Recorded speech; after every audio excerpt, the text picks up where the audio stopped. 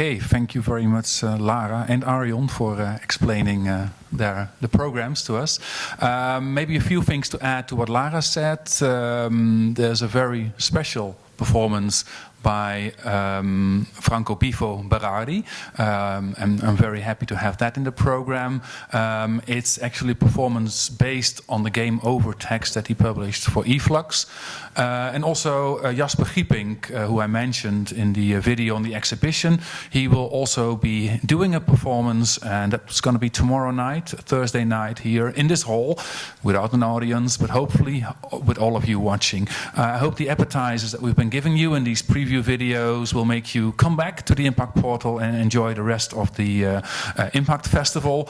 But now it's time to move on to part 2 of this opening program, and that's WINWIN. And WINWIN is a performance made by Nienke and James, and I'm going to invite them on the stage here to briefly explain WINWIN to us. Welcome. We have been doing a session of WINWIN earlier today. We did it with 4 politicians. I tried to get the whole spectrum of the Dutch political landscape. So it was with the VVD, the Dutch liberals, it was with D66, the say progressive liberals, and it was with the Partij voor de Dieren, very special party, I think. I think there's more parties for the animals. Partij voor de Dieren now outside of the Netherlands, but it originated in the Netherlands. So the Partij voor de Dieren we had. And then we had someone from Extinction Rebellion. And you all made them participate in WINWIN. Maybe give us a short introduction. What is WINWIN? Yeah, WINWIN is a platform which we developed that explores how discourse can happen in the digital space, but rather than leveraging traditional democracy, up votes, down votes that you might see on a platform like Reddit, we look for moments in that conversation where people actually agree with one another, or moments of consensus, as we say. Yeah, and looking for consensus, in this political landscape that we're living now, that seems to be all about polarization. Was it that made you think, okay, how can we bring people together and make them agree instead of fighting on things? Yeah, I think the fascination and obsession James and I have is that a lot of the technology and the digital spaces we use, a lot of the attention goes to the polarizing comments. And as a result, I think having debates amongst yourself, your friends and family, debating is not that fun anymore. And maybe especially this year. The WINWIN project actually came about in 2019. It was the starting point for us, pre-corona. But we felt like, where can we help people getting used to a more positive version of debating? Mm-hmm. Yeah, so we did record this session earlier this afternoon.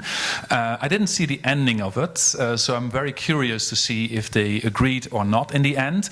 We'll play the video, and you'll hear the soundtrack of the video, but you will also hear us commenting on what's happening. So let's roll the tape.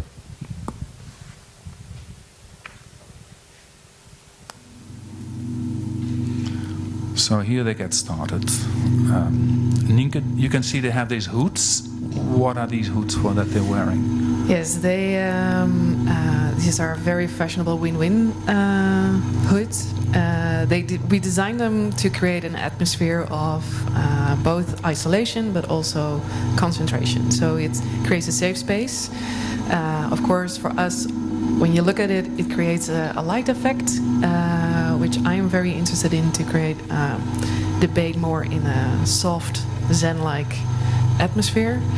And they are, at the moment, starting their discussion. The statement that we gave them is: a more sustainable world does not start at home. That translates in Dutch as: een beter milieu begint niet bij jezelf, which is like a play on a very famous slogan from, say, 80s, 90s, to make people live more sustainable. Exactly, and it's a very fascinating statement because we all have a lot of baggage around it.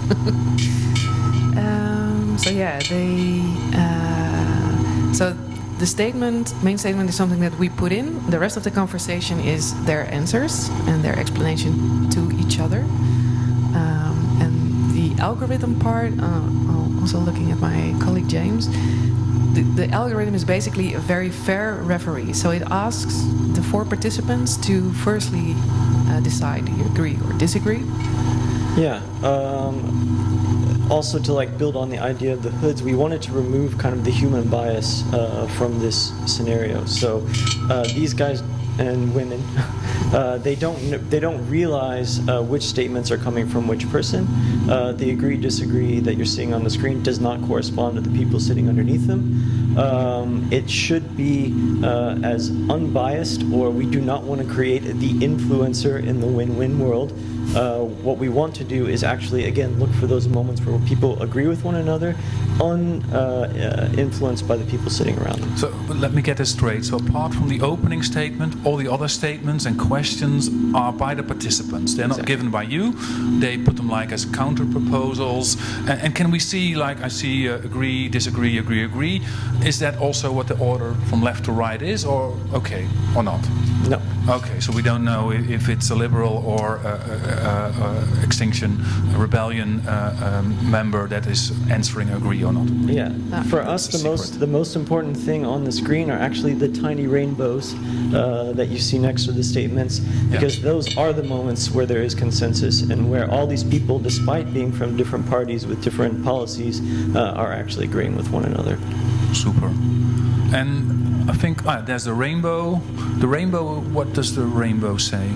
I think we have 2 moments of consensus within the conversation. Yeah. So the first one says, shaming an individual for eating meat does not help. They all agreed on that. They all agreed on that, Yeah.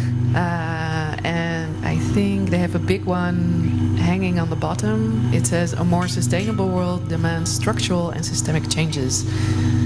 Yeah, which is a really big one. And I guess if they go deeper, there might be some different perspectives on that one. I was really happy to see that one, I have to say, because it basically meant that all parties were open to the idea of change. Mm-hmm. So I think everybody's sitting in a space where they're at least recognizing that this is a moment in history that requires change. How close are we now to the end?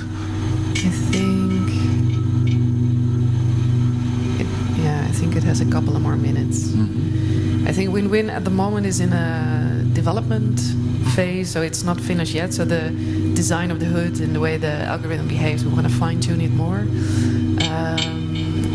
For this session this afternoon, we stopped it at, I think, 12 minutes debating. Yeah. Mm-hmm. Potentially this can go much, much deeper, but then they would be sitting here all evening. Yeah. Well, sometimes you need that for important issues. We invited them to do so with us, so maybe. Yeah. How much is this like speculative design? How much do you think artificial intelligence algorithms can help us in democratic decision-making processes? I think it's definitely part of the future. Maybe I would draw a distinction from straight democracy and say a role in policy, absolutely. I think a politician being informed with everything that he can or she can be informed by, including artificial intelligence, makes a stronger politician. And I would even say it's a bit of a strange dissonance that we're talking about climate change, we're fighting for climate science, and there's so much skepticism around computer science. I'll be the first to admit capitalism is totally misleveraged algorithmics. It's gone in the wrong direction, but I wouldn't throw the baby out with the bathwater, and there's still a place for computer science in smart policy making. Okay, so thanks very much, Nienke, Huitenga, and James, Bryan, Graves, for sharing WINWIN with us. It's time to move on to the next program. Thanks. Thank you.